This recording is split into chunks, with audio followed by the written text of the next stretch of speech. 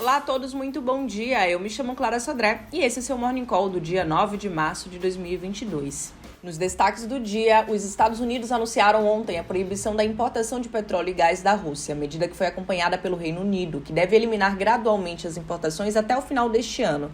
Enquanto a União Europeia apenas indicou que pretende reduzir em 2/3 a dependência do gás natural russo. Em resposta, a Rússia anunciou restrições às exportações de commodities, mas não foram divulgados maiores detalhes. No Brasil, ganhou força a discussão sobre a criação de um subsídio temporário sobre combustíveis como forma de conter os impactos da elevação dos preços internacionais. A medida enfrenta a resistência da equipe econômica, mas técnicos já preparam um possível desenho da política. No Brasil, depois de operar entre ganhos e perdas durante o pregão desta terça-feira, o Ibovespa encerrou a sessão em 111.203 pontos, com uma queda de 0,35%, repercutindo o embargo total do petróleo russo. Enquanto isso, o dólar voltou a cair perante o real, fechando em uma queda de 0,52% aos R$ 5,05. Os juros futuros longos fecharam ontem em alta devido às conversas no meio político para subsidiar os combustíveis, o que gera maior incerteza sobre o cenário fiscal em ano eleitoral no Brasil. Além disso, os juros curtos recuaram de forma menos intensa, refletindo a queda do preço do trigo e petróleo durante o dia. Desde janeiro de 2023 foi para 13,5%, desde janeiro de 2024 foi para 12,8%, desde janeiro de 2026 encerrou em 12,15%, desde janeiro de 2028 fechou em 12,17%. Mercados globais amanhecem positivos, recuperando parte das perdas após o anúncio das novas sanções ocidentais sobre a Rússia. Na Europa, investidores agora aguardam a próxima reunião de política monetária do Banco Central Europeu.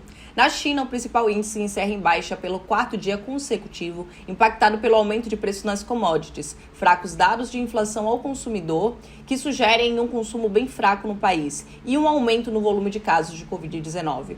O petróleo amanhece em leve baixa, mesmo após anúncios das novas sanções. Por fim, o Bitcoin segue o seu rally de alta em virtude ao comentário da secretária do Tesouro americano, afirmando que a ordem executiva a ser assinada pelo presidente Biden deverá dar suporte ao desenvolvimento responsável desta classe de ativos. O comentário parece ter sido prematuro e foi removido do site do Tesouro americano. No Brasil, ganhou força um subsídio temporário com a redução de 3 a 6 meses para tentar conter o aumento do preço dos combustíveis. No entanto, a reunião realizada ontem no Palácio do Planalto terminou sem nenhuma decisão. O Ministério da Economia é contra a proposta do subsídio, mas os técnicos começaram a elaborar seu desenho e como implementá-lo com menores perdas.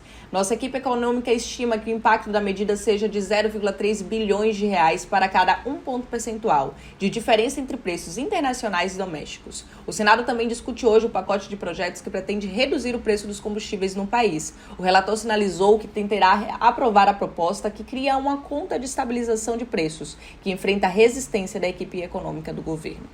Do lado internacional, o presidente dos Estados Unidos, Joe Biden, proibiu as importações do petróleo e gás russo para os Estados Unidos, enquanto Washington intensifica sanções econômicas a Moscou pela invasão da Ucrânia, na tentativa de reduzir suas fontes de financiamento. A medida foi acompanhada por uma eliminação gradual das importações do petróleo russo pelo Reino Unido, mas a União Europeia não seguiu o exemplo e, em vez disso, divulgou um plano para reduzir as importações de gás russo em 2/3 dentro de um ano.